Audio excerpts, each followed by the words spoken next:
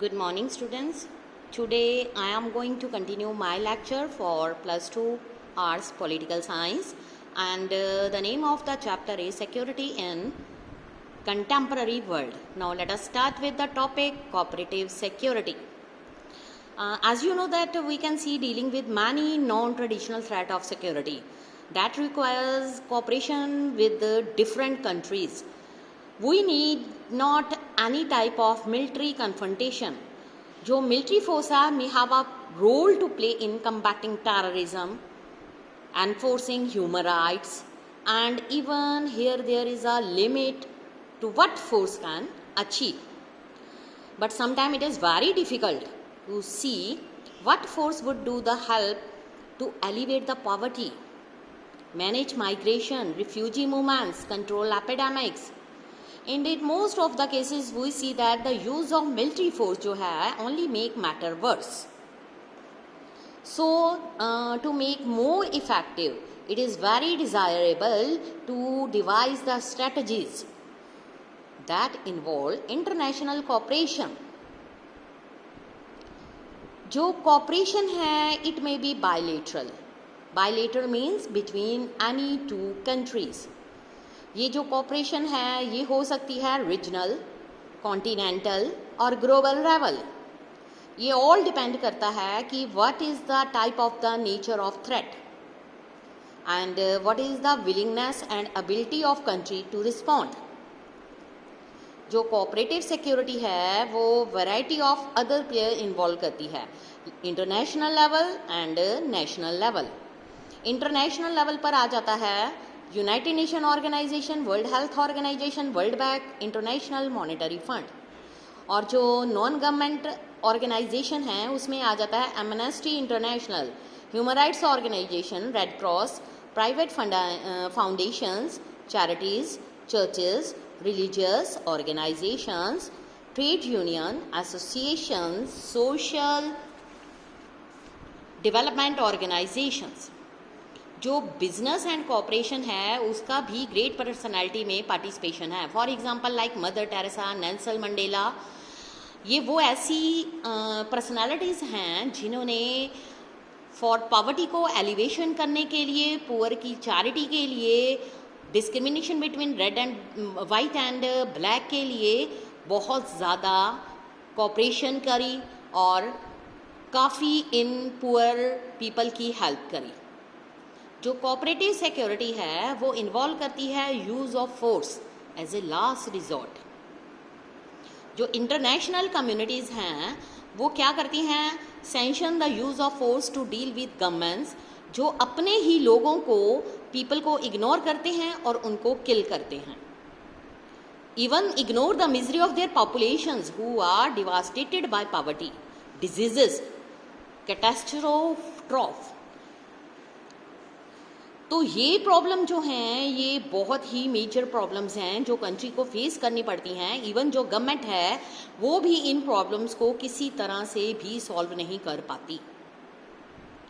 So it may have to agree to the use of violence. Violence इसलिए start हो जाती है against international terrorist and those who harbour them. जो non traditional security है ये much better है than use of force and is sanctioned and applied collectively by the international communities rather than when an individual country decide to use force on its own. अब हम बात करेंगे India security strategy. India जो है उसको traditionally and non traditional threats का भी सामना करना पड़ा. ये इमर्ज हुई from within as well as outside its border. जो सिक्योरिटी स्ट्रेटजी है उसके 4 ब्रॉड कंपोनेंट्स हैं जो कि टाइम टू टाइम जब हम इनकी कम्बिनेशन करते हैं तो ये वेरी करते जाते हैं. सबसे पहला कंपोनेंट है स्ट्रेंथनिंग इट्स मिलिट्री कैपेबिलिटी. क्योंकि जो इंडिया है बहुत सारे उसके साथ नेबरिंग कंट्री के साथ कन्फ्लिक्ट्स हुए हैं, जैसे कि पाकिस्तान 1947 to 48, 1965, 1977 एंड 1999, और चाइना के साथ इसका कन्फ्लिक्ट हुआ 1962. उसके अलावा it is surrounded by armed countries. South Asian region में इसको सराउंड किया था आर्म्ड कंट्रीज़ ने. इंडिया का decision to conduct nuclear test जो 1998 में किया गया था वो एक जस्टिफाइड था by the Indian government in term of safeguarding national security. जो इंडिया का फर्स्ट टेस्ट था ये एक न्यूक्लियर डिवाइस पर था और 1974 में किया गया। जो सेकंड कंपोनेंट है इंडियाज़ की सिक्योरिटी स्ट्रेटजी का, उसका मतलब है कि strengthen the international norms and international institution means to protect its security interest. जो इंडिया के फर्स्ट प्राइम मिनिस्टर हैं उन्होंने नैम को ज्वाइन किया। नैम का मतलब है non aligned movement. It was supported the cause of Asian solidarity, decolonization, disarmament and United Nations as a forum जिसमें इंटरनेशनल कन्फ्लिक्ट जो हैं उनको सेटल किया जा सके।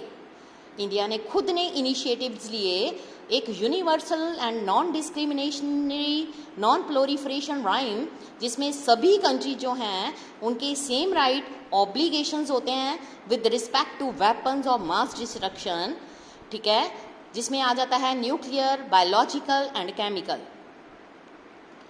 ये भी आर्ग्यू करते हैं कि an equitable new international economic order ये भी बनाया गया था इंडिया में, NIEO। मोस्टली जो इम्पॉर्टेंट बात ये है कि नॉन अलाइनमेंट मूवमेंट ने काफ़ी इसकी हेल्प करी थी कि ये इन्होंने अपने आप को उस एरिया ऑफ पीस से बाहर रखा outside the block politics of the two super powers.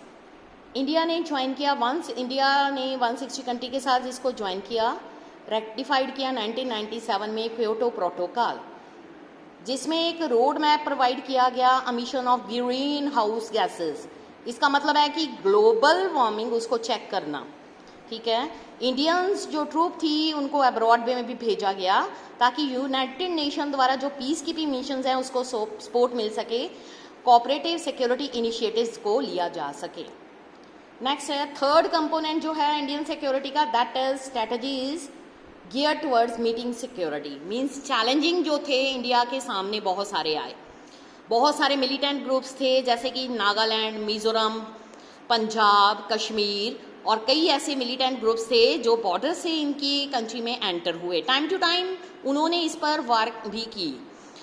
sought to break away from the India ने ट्राई किया प्रिजर्व इस national unity bye adopting a democratic political system. India is the biggest country जिसने पहली बार democracy को adopt किया है और इसने ये भी अलाउ किया है कि जो different communities and group of people हैं वो यहाँ पर आकर फ्रीली आर्टिकुलेट करें अपने grievances and share the political power. Finally इस चैप्टर का कंक्लूजन ये है कि ये एक ऐसा अटेम्प्ट है जो इंडिया की इकोनॉमी को डेवलप करने के लिए बहुत ही राइट स्टेप था। That the vast mass of citizens are lifted out of poverty, misery, huge economic inequalities, ताकि ये दोबारा से हमारी कंट्री में एग्जिस्ट ना कर सकें। जो ये अटेम्प्ट थे ये सक्सीड ना हो सके, अभी भी नहीं हुए पूरी तरह। We are still very poor and unequal country.